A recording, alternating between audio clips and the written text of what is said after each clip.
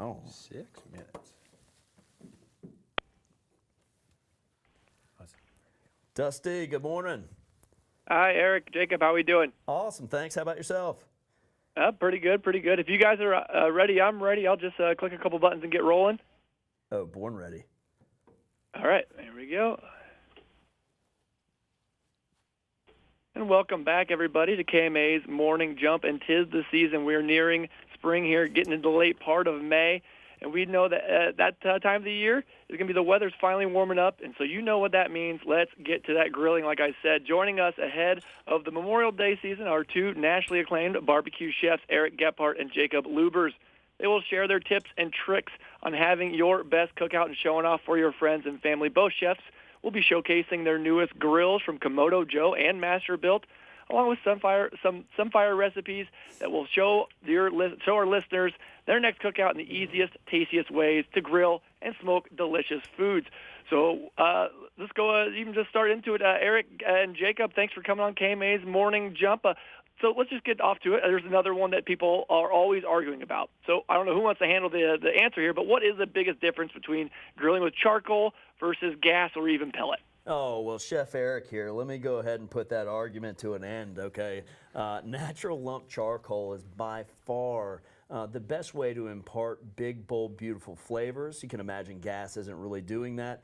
And to get up to temperatures over 450, 500 degrees for a big, bold sear, you're going to need to use something other than pellets. So natural lump charcoal is kind of the best in both worlds. It's going to burn longer, it's going to burn brighter and hotter, and it's going to give you more of a neutral flavor, allowing you to be the captain of your own ship and put your flavor destiny in your own hands for sure.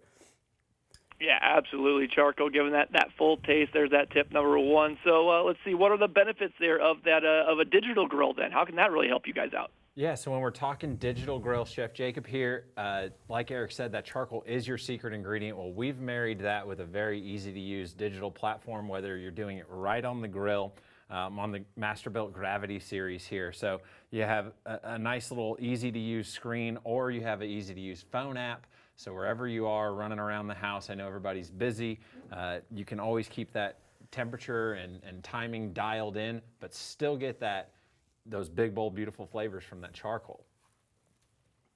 I couldn't agree more on that. I kind of like that digital grill for a good tool to use big time. So I think some people kind of get in their head too much about even starting the grilling. So how can they just make it easier overall? How can you make their grilling easier for them? Yeah, that's a great point. You know, when we think about, what really people are up against if they're not familiar with lighting the grill or kind of maintaining temperatures. Again, I got the Komodo Joe Connected Joe here. Once you put your charcoal in the grill, which is as easy as opening a bag and dumping it in, you hit this little cool lightning bolt on the front, and that's going to light your grill for you.